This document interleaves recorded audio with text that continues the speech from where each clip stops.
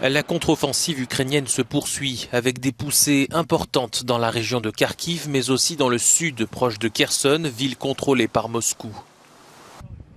Les séparatistes pro-russes ont revendiqué vendredi la capture de 3 villages près de Bakhmout, premier gain pour les occupants depuis début septembre, mais de manière générale, Kiev continue d'engranger les succès.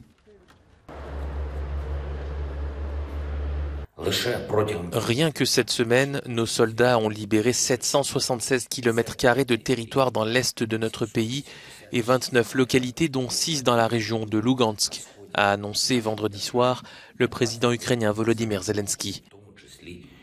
Au total, 2434 km² de notre territoire et 96 localités ont déjà été libérées depuis le début de cette opération offensive, a-t-il dit.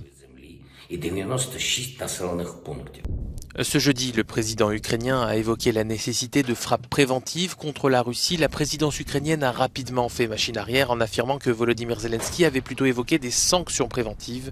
Il n'en fallait pas plus pour que Moscou accuse Kiev.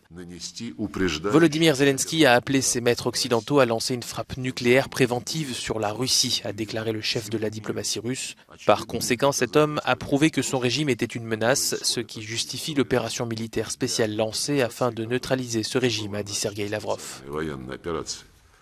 La guerre qui dure depuis février fait planer un risque de grave crise humanitaire dans de nombreuses localités, notamment parmi celles libérées du contrôle russe. On manque de tout et la survie ne tient qu'à l'aide humanitaire.